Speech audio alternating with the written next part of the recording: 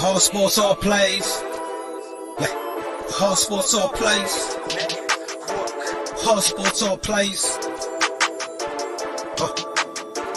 365, we making the plays. You talking the game, get you through the days. We're eye in the court, the dime in the lane. Variety, topics never the same. All presentation, sports information. In the airways, taking the nation. All sport, all plays. Like working your faces. Grace up the field, so tie the laces.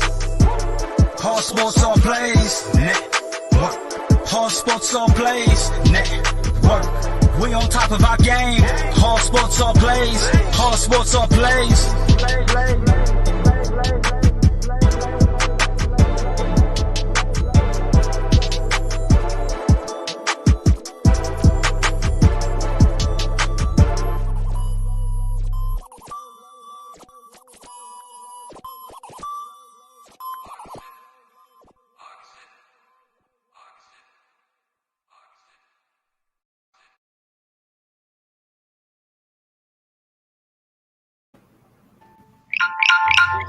Hey, what's going on, everybody? Welcome to the ASAP Sports Network. I'm Mace from the West Coast. Give me a second when I share this to places around the world and various podcasts that we have to share it to, and just various places. But anyways, tonight we actually have a very, well, I would say kind of a special edition of Between the Ropes in a way. We have the reason why it's kind of a special show is because tonight we're not talking about Raw. We're not talking about SmackDown. That's right. We are talking about Fastlane. Fastlane pay-per-view, which I don't know how many of you have actually seen it or not. But tonight, I don't know, going in, I was looking at the match card and I'm like, you know what? This might be a decent pay-per-view, but nothing spectacular. But before we jump into it, Nate the Great, if you could bring up our first little sponsor here, which is Suzanne's Paparazzi Jewelry. Suzanne's Paparazzi Jewelry, 24/7 shopping available. 160920 is the code. Show her some love, like she showed us, from all of us here at the ASAP Network.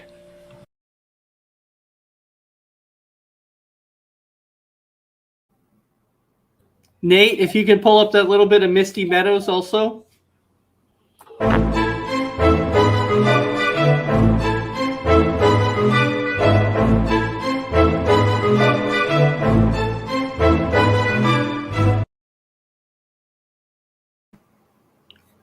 All right. Perfect. So we had our two ads, we had our Misty Meadows, and of course, if you want one of those ASAP Network t-shirts, which somebody has an echo that is going on here. So if both of you can mute your mic for just a second, and we'll get it figured out. All right. So we have our shirts that you can get from the ASAP Sports Network to become Viewer of the Month. All you got to do is comment, like, share, and comment. And the more times you comment on our page, the more chances you have at winning one of those ASAP Network t-shirts. Now, when it comes to the ASAP Network t-shirts, let's say you can't come on and comment, but you still want one of those t-shirts. That's right. You can still get one. All you have to do is message anybody on the ASAP Network, and we can get you one of those shirts. It'll be $14.99 plus shipping and handling. Sizes small to 2XL. However, you can get bigger than 2XL, but it's going to cost you a little bit more money. But you can still get one. That's the good news. So other than that, now we can jump into our little bit of topic. So Dragon Viper, if you can unmute for a second. And welcome into the show. How you doing? Doing good. Just enjoying the night. All right. Brandon Herrera, if you can jump in. All right. How you doing? Hey, doing good. Ready to talk some wrestling? What a better way to end a Sunday night. Right. So when we look at this overall match card that we had, we can start out with going, and we normally don't talk about the pre-show or whatever, but the pre-show, we actually had Matt Riddle versus Mustafa Ali, which the winner of that was Matt Riddle. And the reason that we cover the pre-show today is because something happened during the pre-show that we kind of have been talking about, like we expected it to happen. and that was Retribution finally turning on Mustafa Ali. And we've been talking about this for weeks. We kept saying how we had a feeling that Retribution was going to turn on Mustafa Ali, and it finally happened. So, Dragon Viper, go ahead and give me your takes on this. My takes on this, I didn't care for it. Didn't care for the match. I was bored of it. I mean, maybe not completely bored. They did have some, good agility, in this match, but it's like what Ace said. I did expect Retribution to turn on Ali, but I did see it as Ali winning the title and then Ali getting turned on, as Ali would stand there and tell them that he's so much better than them and brag about his title win, that they turned on him. But doesn't surprise me that they did turn on him. I saw it at WrestleMania, but kind of surprised me it happened tonight. So, well, we had been talking about it for quite some time, to where we said, at what point is it going to happen? And it just so happened tonight. Now, we were definitely waiting for it. Was this the right time for it? I don't know. Maybe it was before Mania, but what does that say for Retribution itself? Does that mean that they end up? Does one of them battle Mustafa Ali at Mania, or is it going to indeed be Mustafa Ali versus Riddle again at Mania for the title? And so, Brandon, go ahead and give me your takes on this. I thought Ali was going to win, first of all. Yeah, not surprised to turn. I was kind of a Viper on that. Thought he would get turned on either on SmackDown or down the road. I didn't think it was going to be tonight, but again, he did lose, so it was kind of fitting for the turn. Just wonder what they're going to do with Retribution now. Hopefully they don't make him a face stable, because I don't think that's going to work. They brought him in as a heel stable, and I think they kind of missed the ball on him when they only made him exclusive to Raw instead of, to Raw or SmackDown. No, Raw. And so I thought they're better off being a stable to jump around to each brand. So I really think they dropped the ball on that one, but I hope they just split them up and don't make them a stable anymore. I don't know. When I look at that, I don't exactly know where they're going to go with that. But well, that's the whole story. but I do hope though that Mustafa Ali and Riddle kind of keep their rivalry going, because I kind of like this rivalry. I think that the pairing between Riddle and Mustafa Ali is actually really good. I like it. Yeah, I think actually anybody Ali's been up against recently, I think has been a good storyline. So, yeah, him and Riddle. I mean, maybe Riddle drops it at Mania now to Ali. I mean, who knows? So the door's open on what they're going to do. But yeah, I agree with you, Ace. I'd like to see them have a few more matches together. All right, so when we look at this match overall, I think we all agreed that it was actually a good match. But if you had to give it a grade, and Dragon Viper, I'll start with you. What was your grade on this match? Actually, I'd have to give it a B- C+, somewhere around there. All right, Brandon Herrera? Yeah, I would do probably a solid B. I mean, it was a good match. It could have definitely opened the Fastlane show on the main card. So I'll give it a B. And I will go ahead and I'll give it a B as well. Maybe a B-. Nothing spectacular, but I'll go ahead and just say a B-. All right, so now we can actually jump into the main card. So the first match that we'll talk about was the Big E versus Apollo Crews match. That's the first one that we'll talk about. Okay. So overall, when you look at Big E versus Apollo Crews, well, the ending again looks like it's going to go into WrestleMania, because But let me ask you this. The ending to me was really, really strange because when you're looking at that, you're like, was it legitimately, was his shoulders down? Was it not down? I don't know. It was really weird. That was the whole thing about it. And then Apollo Crews attacks Big E after the match, and you're like, okay, now you're going to build it back up to Mania again. So, Brandon Herrera, go ahead and give me your takes on this. Yeah, from I mean, watching on TV, yeah, I didn't know if his shoulders were down, what. But I'm with you. I think this will roll into WrestleMania, probably a no disqualification match, or maybe even some kind of power match or something. I don't know.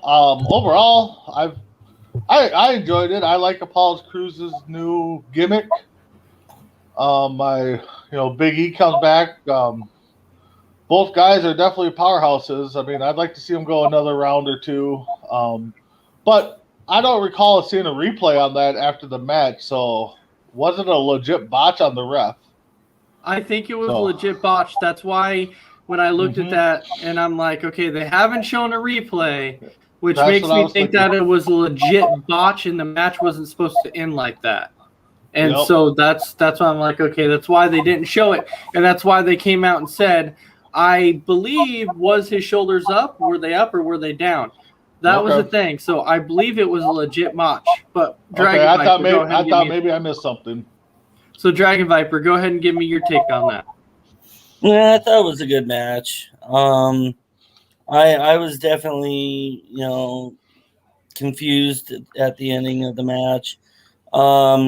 But again, it's like what you guys were saying. It was probably just, accidental count to 3. It was, a mess up with the referee. And I do end up seeing this going into WrestleMania easily. I mean, Apollo's going to go in there and be upset and saying that it got stolen from him. So they're going to end up making a match at WrestleMania. Easy.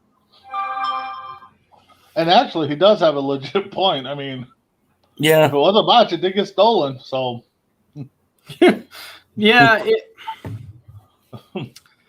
yeah.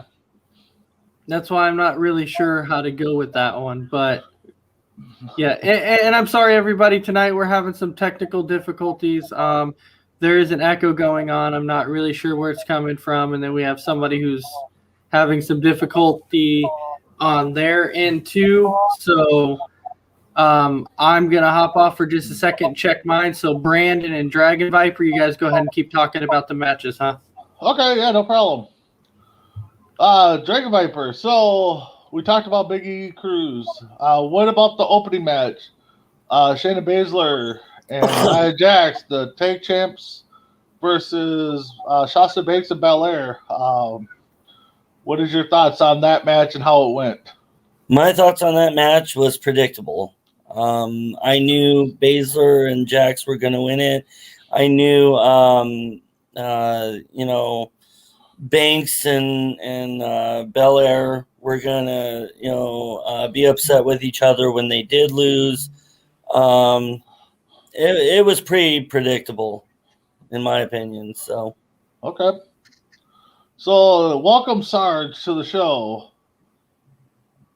Okay, might be still having some technical difficulties there. He's frozen. So, for me, I'm actually glad. I mean, I like Banks and Belair, but I'm glad they did not give them the titles because I think we've seen too many dual champions recently, and it's not that what's the word I'm thinking of, memorable or meaningful like it used to be.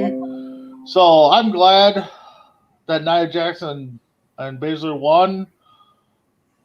Overall, I thought Banks or Belair was going to turn on Banks, but it kind of looks like it's going to be the opposite way. It looks like Belair or Banks is going to turn on Belair. And I know I say it every time I'm on this show. I do not know how Belair can wrestle with that long hair. I don't get it. So, Sarge, are you with us right now?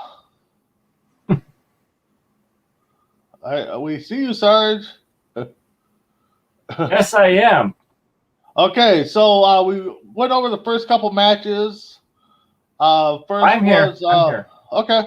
Okay. So, what's your thoughts on Big E versus Apollo Crews match? What did you think of that match?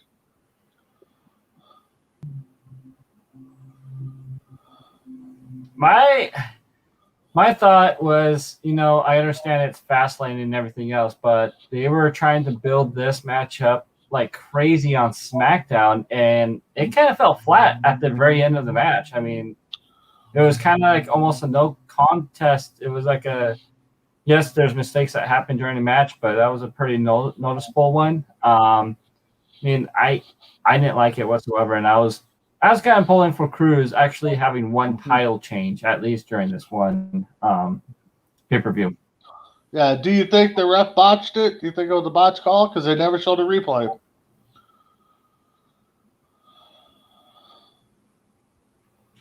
Probably because the ref got out of that ring pretty quick. Yeah, she did.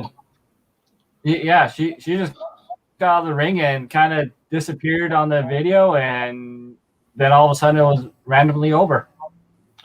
All right, so moving on to the actual first match was the tag titles for the women. Baszler and Nia Jax versus Banks and Belair. What did you take from that match? I mean, I enjoyed it. Sasha and Belair pretty much had to carry this match because of the tag team champs can't wrestle. I enjoyed it. I kind of enjoyed the friction, but I would have also enjoyed the dual championship, kind of like the John Cena and Shawn Michaels type scenario that was happening. Okay.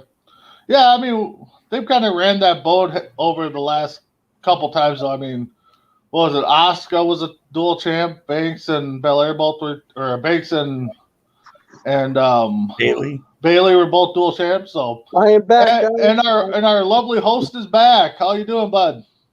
I am good. My computer actually ended up completely turning off in the middle of it. So now I am on my phone. But to go back, we're talking about the women's match, correct? Yep, that's where we kind of left off. Sarge jumped in. So what's your thoughts? Well, yet again, you have the team of botches versus the actual talented team. Is the way I put it. I put the botch team versus the talented team. We obviously know that. How far is this going to go between Shayna and Nia actually being a tag team? I feel like it's going to end at Mania. And this match overall tonight, it wasn't the greatest match for sure. The ending to it was surprising. You can kind of see it coming. You knew that there was going to be some between Sasha and Bianca, and there was. So, and then you see that this is where it's going to. All right. Well, Ace, you're back, so go ahead, take it over. It's your show, bud. Thank you very much. No. I feel you. All right, so going back to that, who has talked about this? Tim, I know you talked a little bit about it. Yeah, we have all touched on it. You've all touched on it. Okay. Yes. So let me ask you this: do you guys agree with me that Sasha and not Sasha and Nia, sorry, that Nia and Shayna are basically not going to be a tag team after Mania, if not before? I don't think they're going to split up before, but I think it'll come to it at Mania. So, Sarge, what do you think? What was that question again? Was it about Sasha and Belair? No, it was about Nia and Shayna. Splitting. Are they going to split at Mania? They're going to split. Yeah, they will. The tensions are already there from the last Raw episode with Reggie. I'm calling him Reggie now. I think he's going to be the main focus of that team, and he's going to be the reason they split. Call him Reggie. Okay, so I'll go to Brandon. Brandon, what do you think? Do you think they make it to Mania, or do you think that they're a little bit split might come before Mania. I think somehow, I don't know who will be, but they'll drop the titles before Mania, and then they'll have a match at Mania between the two. The friction's there, like Sarge just said and you said. So, yeah, they got to drop the titles before Mania, I think. I don't know who. Natalya and might take them off of them, but I definitely do see a match, Baszler versus Nia at Mania. Wow, Natalya, that's kind of a hot take. That's Natalya throwing Natalya in the tag team there. Well, her and Tamina, I think they've been teaming up. Yeah. So I can see them taking the titles. Oh, I don't know. If anybody takes the titles, I'm wanting to see. It's tough at this point. I would have to really think of all the tag teams that are available at this point, and really come up with a decent tag team. However, before we go on to the next thing, speaking of divas, did you guys see the statement that it seemed like Natalya was mentioning that not Natalya, sorry, that Naomi was almost willing to join the Hurt Business? Did anybody see that? Yeah, I saw some rumors on that she was toying with the Hurt Business. Or there's another rumor I saw that she might join with Roman Reigns and be in his little stable. So, be interesting. We'll see where it goes. Definitely interesting on that aspect. And so, Dragon Viper, what do you think? What do you think happens with Shayna and Nia? I actually don't see them splitting before WrestleMania.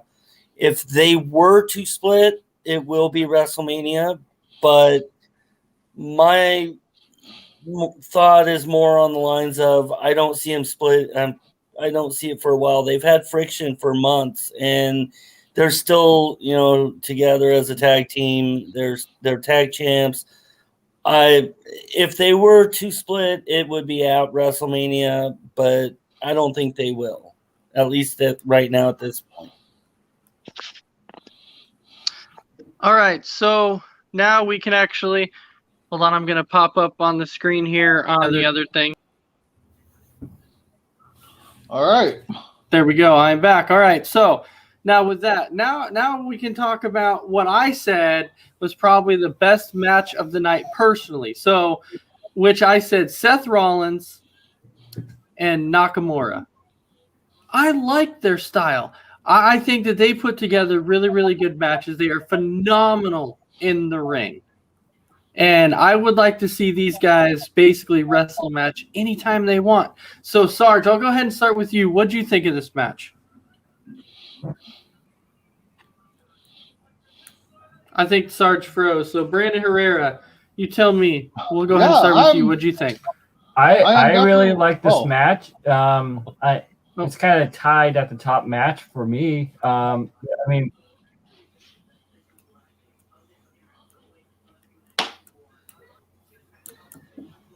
Okay. Is he freezing? All right. I don't know. We're having some technical difficulties tonight. I apologize I apologize to everybody tonight.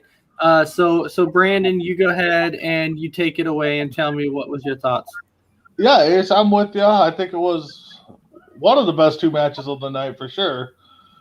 Yeah, they could wrestle a few more times. They could wrestle once a month to the end of the year, I think, and still pull off a great show here.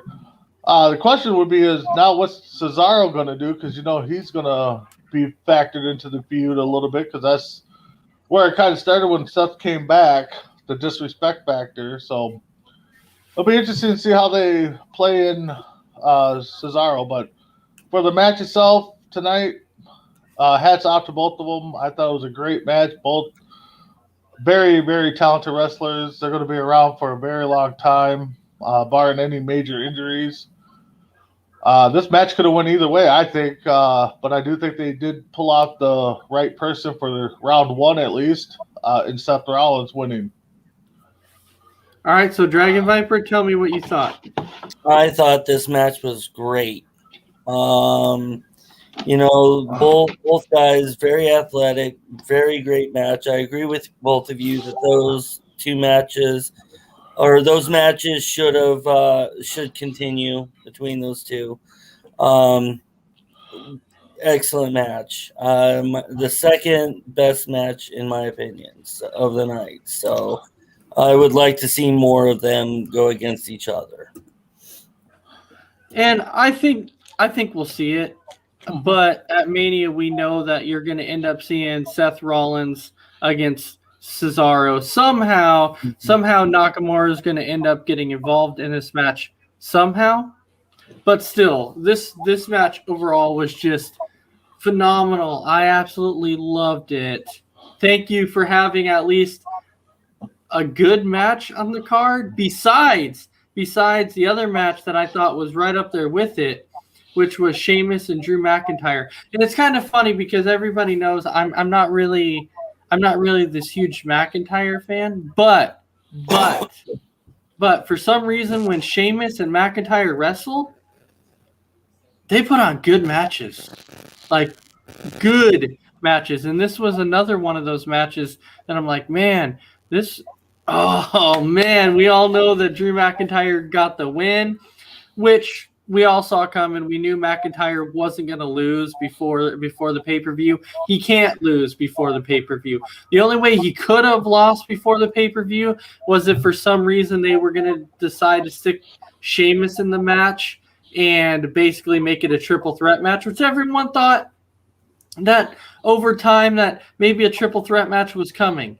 But the way it's sitting right now, I don't think it's coming. I think it's going to be a straight one-on-one between McIntyre and Lashley, unless they do end up putting Sheamus in the match. And are they going to put Lesnar in the match? I don't know. There's a lot of rumors that he'll be there, but I don't know. But anyways, Brandon Herrera, I'm going to go ahead and start with you. What do you think of this Sheamus and Drew McIntyre match? I think you nailed it right on the head with the match itself. I mean, they went all over the place. They had an old school butt whooping. I mean, both of them were putting it to each other. I mean, Sheamus hit that backdrop, whatever he calls it, off the stage onto the table. Yeah, the white noise. I thought it was over then. If they keep putting matches out like this, there's another feud I wouldn't mind seeing go past WrestleMania. Well, this feud kind of reminds me of when Sheamus and Cesaro were going one-on-one. And 5 out of 7? Yeah, and they had the best of 7, but then they couldn't decide, so they ended up sticking them as a tag team. I thought that was pretty cool. Honestly, I wouldn't mind seeing another one between these two. Best 2 out of 3 falls, But yeah, I mean, Mania we're setting up for Lashley and Drew McIntyre, which I was kind of surprised Lashley wasn't involved in somehow, trying to get the upper hand. But I really hope it's not a 3-way, and I really hope it's not with Brock Lesnar involved. I'm kind of sick of title matches being a 3-way dance or more.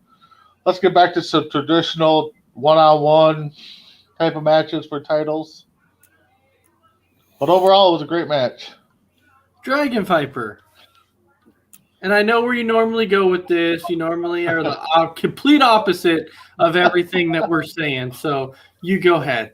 No, I am not going to be, different from you guys. I agree with everything that you guys had said. This was an A1 match. This was an excellent match. I loved seeing them go all over that building. There were a lot of shots and a lot of moves that they did, especially through, with Sheamus going through that electrical box and doing the white noise through the table on McIntyre. Amazing match. I could see them continuing this on. I do see. No. I do see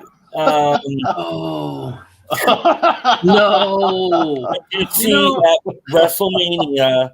I do see that WWE management saying, those two they're having amazing matches. I agree with Brandon that I want to see a one-on-one match, but I'm kind of seeing the WWE management standing there going, "Hey, these two have an amazing match. Let's do a triple threat at WrestleMania." As much as I want to see a one-on-one, I actually kind of see a triple threat between them for the title. People really know how to get my blood boiling. Let me tell you that. All they have to do is throw in the name Goldberg, and it really gets my freaking blood boiling. And that is just idiocracy right there, man. Because you're telling me You're telling me that you want to see Goldberg in the match. You've got to be freaking kidding me. So I don't know how many of you actually know this, but for the last. I think you can go back about 8 WrestleManias. You can go back about that far. And at least 7 of the last 8, we've had part-time guys as champions going into it. You've had Lesnar, you've had Goldberg, you've had Triple H, you've had I'm trying to think of some. Well, Lesnar's been in like 5 of them himself. Yeah. He has main evented like 5 of them as champ. So going in as a part-time guy there and when it's written in your contract that you can almost demand what kind of storyline you're going to be in, why wouldn't you put yourself on the main stage?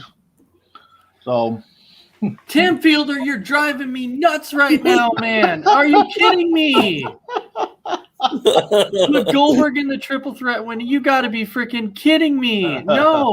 No, we don't want that. No. Yeah, we don't want Goldberg in it to win the belt. No. Stay I out. am with you though. I am, tired. I mean, I like Goldberg, like Lesnar, but to a point, those part timers should not be on the main stage all the time. I mean, occasional here and there. I mean, I'm fine with that, but for a title, no, your part timers can't, or casual wrestlers can't do that. You're losing fans with these part-timers coming back and getting a month or 2 run to Mania and being in the main event of WrestleMania when you got a lot of young talent that you're not using. I think that's part of the problem, though, is that WWE right now is looking at these part-time guys like Goldberg and maybe Triple H, and then they even want to look at like Brock Lesnar, and they go, okay, I understand that Brock Lesnar's a big draw. I get it, okay? I completely get it. But when you put the championship belt on Lesnar, what does it cause? It causes maybe him to defend the belt. Maybe if he carries it for 5 months or 6 months, he defends it 2 or 3 times. Nope. I mean, come on. As a champion, you're supposed to be able to defend your belt every single pay-per-view. But in his contract, we all know it states he only has to show up at certain pay-per-views that he wants to show up at. And we know Mania is going to be one of them. We know SummerSlam is going to be another one. But those are like far in between or whatever. So, well, see, and the thing is they have a 30-day clause that says if they can't compete and defend their title in 30 days, then they have to give it up. Yeah, they don't buy by that anymore, though. I can tell.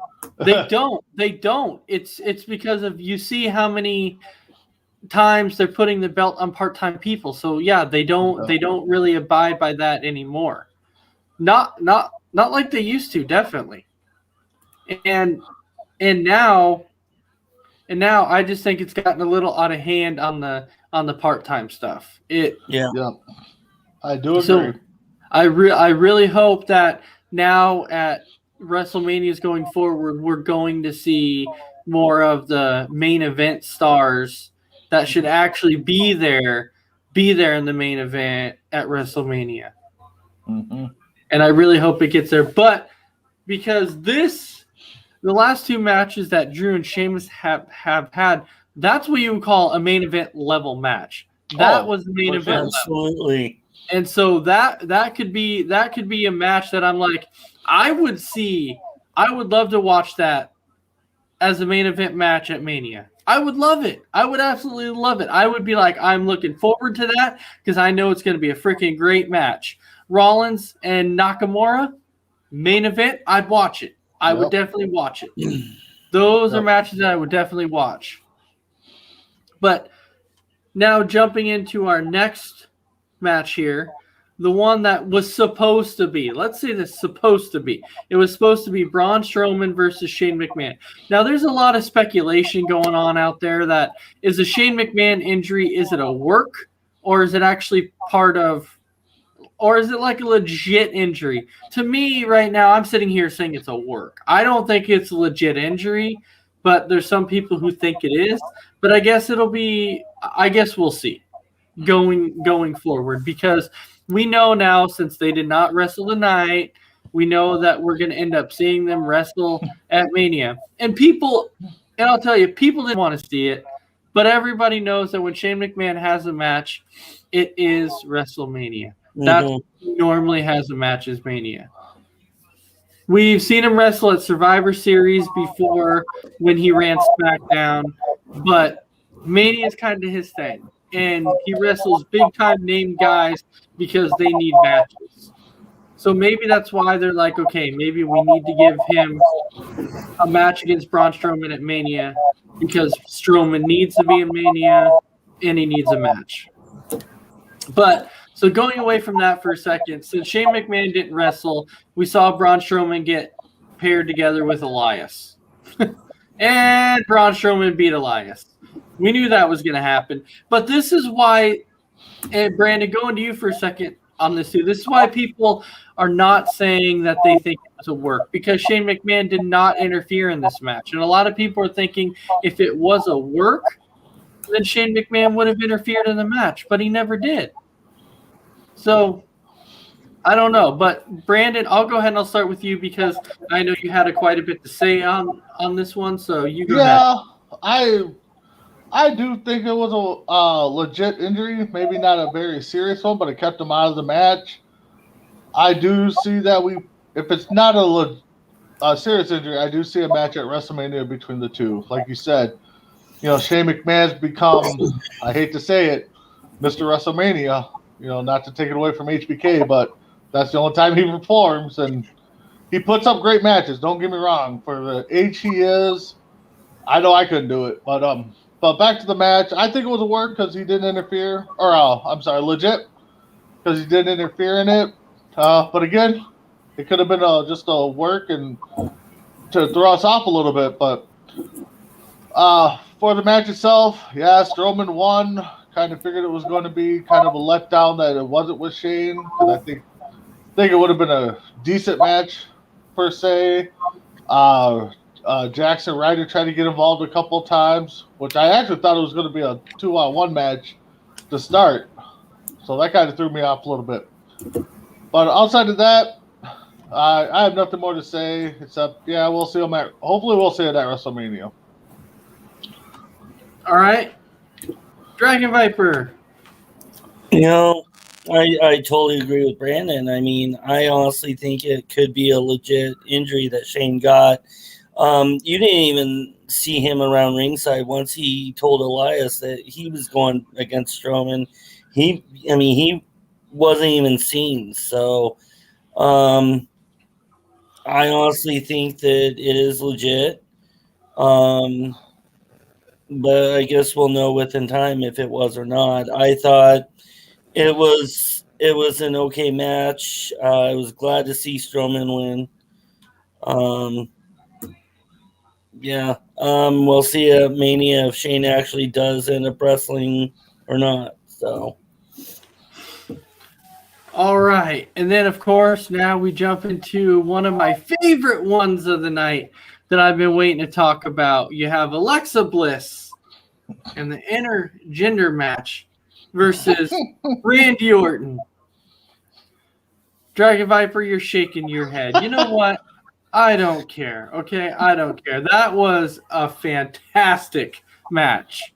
And we knew that somehow Alexa Bliss was going to win. If people actually thought that Alexa Bliss was going to actually wrestle Randy Orton, that's just weird. That's crazy because that wasn't going to happen. That was not going to happen. And we knew that The Fiend was going to basically show up tonight because they have to set up their match for WrestleMania. What'd you guys think of his costume? I thought his costume was pretty cool. I liked it. The burnt costume, it was really cool. Brandon, what'd you think? Did you like that?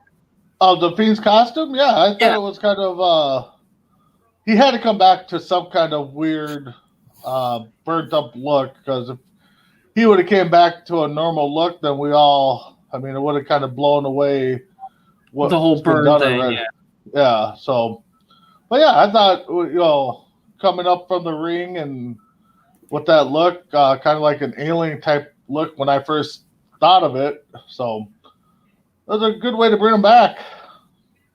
The Fiend. I liked it. Because I want to hear Viper's breakdown of the match, though. Top-notch journalism from Mr. Viper himself. Wait, you actually want to hear this from Dragon Viper? I don't think you want to hear this from Dragon Viper, because just think the multiple ways that she stayed away from Randy Orton in this match. It was the shoulder. It was the shoulder to the post. It was the whole light fixture falling in front of Randy. It was the fireball. It was And I really thought that's how he was going to come in. Every time she looked up, I was like, oh, he's going to drop from up in the rafters or something. Mm-hmm. So.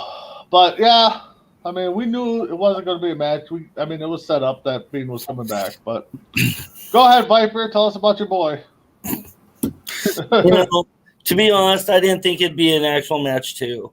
I didn't think. I was hoping Randy would win, but I also knew that something strange was going to happen. I knew that the Fiend was going to show back up. I thought it was kind of creative the way they even did this. I don't know. The supposed match itself, I really don't know what to think. I'm still trying to figure it out. But yeah, you're right. I knew the Fiend would come back tonight to set up for their match against each other at WrestleMania. I have nothing else. I thought it was really strange to them for the most part. It wasn't strange. They're going to have to bring him back, and this is the way that they have to do it. This is the way they have to. No. Yeah, I'm just saying, like, this is the way that they're going to have to do that, and it's kind of funny the way. And I know it's interesting to bring this up because I shared a meme about it. But the way that Alexa pinned Randy, and then, man, people were going crazy about it, being like, oh, did you see the way that she pinned Randy? Yeah, but I think this is going to be a good Mania match. Yeah. The Fiend versus Randy Orton. It's going to be a fantastic Mania match. It should be. Well, I think it will be. We've seen. Huh? I would have actually liked to seen it. I thought they were going to tease it a little bit, having like a evil Orton come out and wrestle him somehow. With all the makeup they can do now, and have somebody actually portray Orton. I actually thought that's what was going to happen at first. He was going to be standing in front of himself, and then we'd see the Fiend or something pop up somewhere. I guess that would be pretty cool. Well, yeah. I know they couldn't do it like they did back then with the Undertaker versus Undertaker match, but, Kane, it would have been Kane cool. versus Kane, yeah. So. Those were all pretty cool. Overall, I enjoyed this. But did you guys like the way that they had the Fiend come through the ring? I did. I thought that was if he wasn't going to come from up in the sky, I figured he was coming through the ring. So that was nice. I had a feeling he'd be coming through the ring, because that's how he ended up on fire, was in the ring. What better way for him to come out of the ring? I kind of saw that. All right. And then, of course, we jump into our main event of the night. So our main event of the night Daniel Bryan versus Roman Reigns with the special outside enforcer of Edge. Now, I'm pretty sure everybody knew when this match was taking place. Everybody knew that Edge was going to get involved. Everybody knew it. At some point, everybody's like, Edge is going to take out somebody. Mm-hmm. So then you see, Uso come in. After the referee gets knocked out and Edge jumps in to take the place of the referee, you see Uso come out, basically super kick Edge. Daniel Bryan goes to hit Roman Reigns with a chair, misses, hits Edge, gets Roman Reigns locked in the yes lock for like the fifth time in the match. It was crazy how many times he locked him in that. And then you finally see Roman Reigns start to tap, but then Edge isn't paying attention to that, and he basically takes them both out with a steel chair, and then Reigns pins Daniel Bryan. I'm like, you're going to make the ending like that? You got to be kidding me. And typical, and this is a typical WWE thing that I'm talking about. I'm not talking about the ending, but I'm talking about the typical WWE part of it, to where all match, when the referee gets not knocked out, he's laying outside, okay? And then Edge comes in and gets taken out. And then this is the typical WWE part. As many times as Daniel Bryan had the yes lock locked in and Reigns tapping, they don't send anybody else to the ring. But then the minute that Edge takes everybody else out and then leaves, a referee comes running down just as Reigns is covering Daniel Bryan, and he gets the 1, 2, 3, and you're like, really? Really? Okay, can you make it a little bit better than just sending him down when he's going to pin Daniel Bryan? You got to be kidding me. So, it was a good match, but I didn't like the ending. So, but the way it's kind of set up is it's almost set up like it could be a triple threat. So, Brandon, give me your thoughts on this match.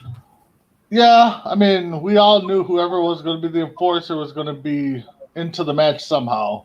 So, of course, when the ref went down, okay, we knew Edge had to take over.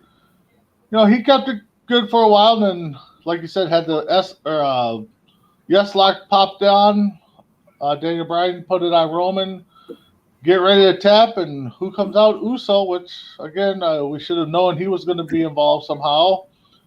And then there's a little brawl with all them guys and chair involved, and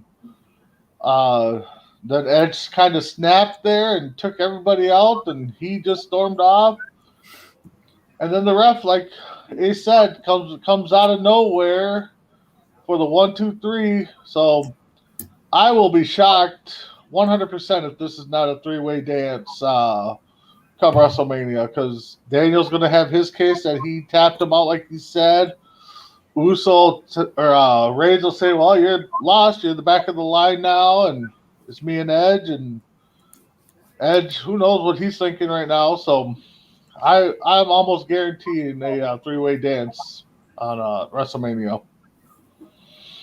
All right, and do we dare? Dragon Viper, go ahead and take it away. Tell me what you think. All right. It doesn't matter what you think.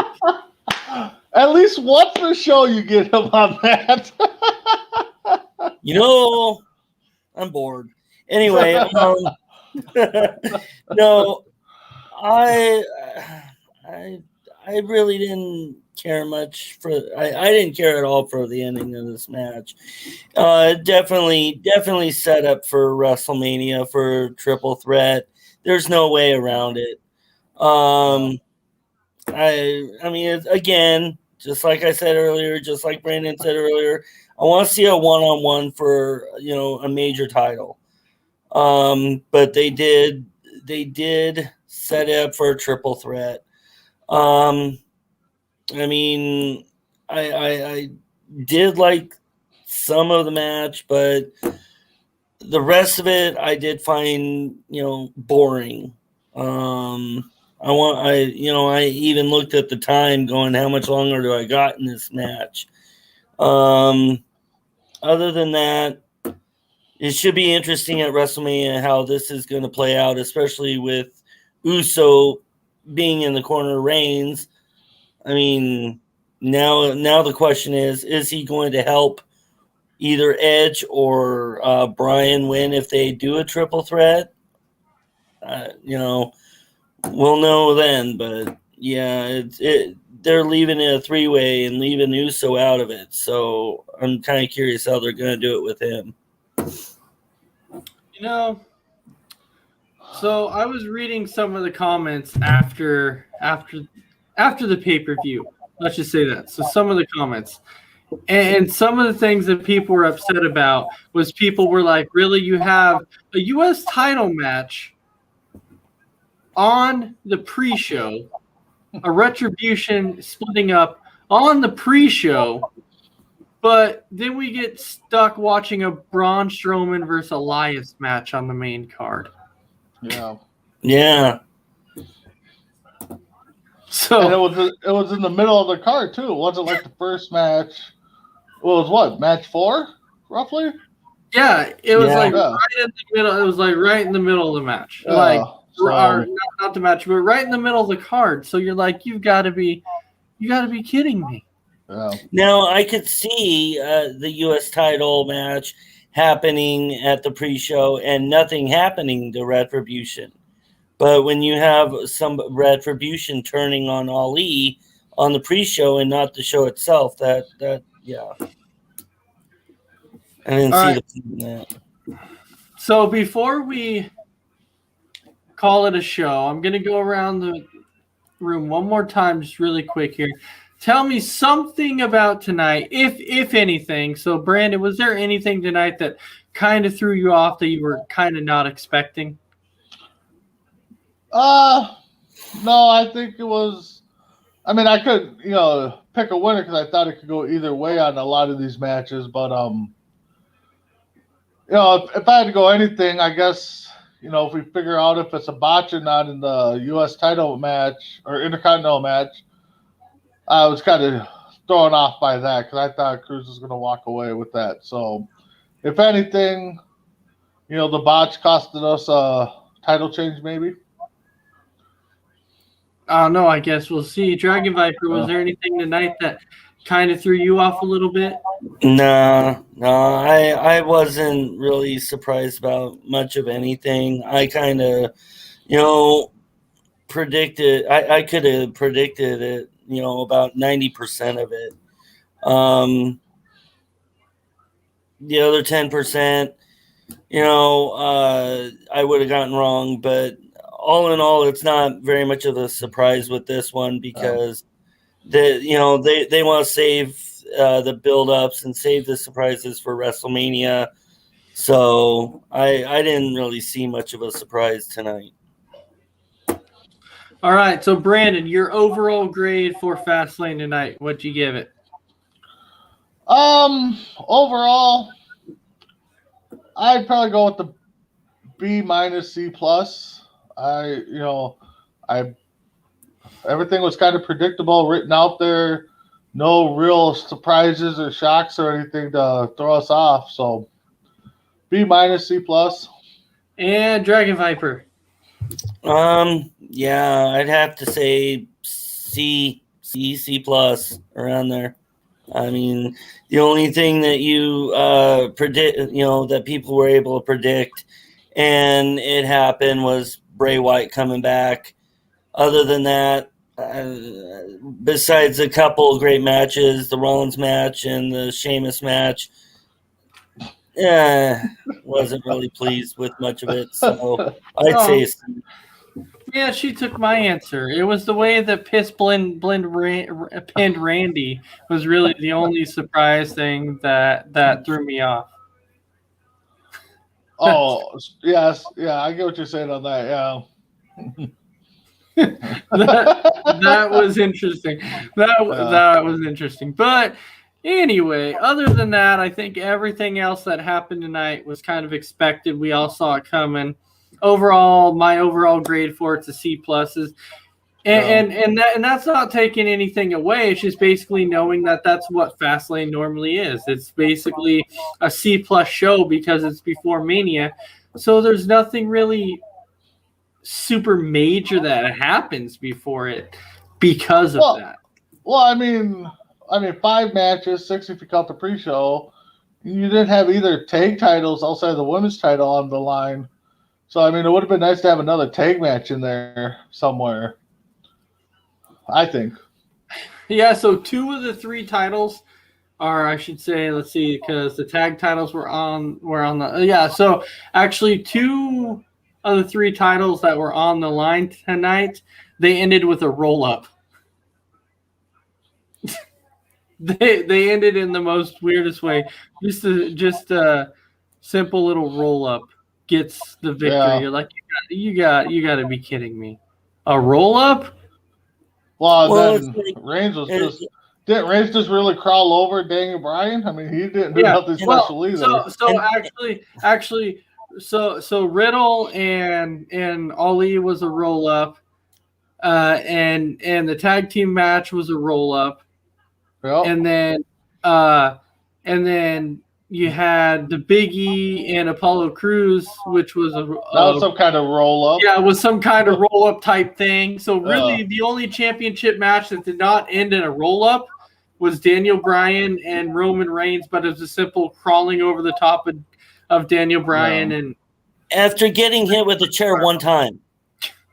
right, yeah. So it was definitely a weird ending. Yeah. But for that overall, the final thing I'm gonna throw a little curveball out there, just really All right. quick.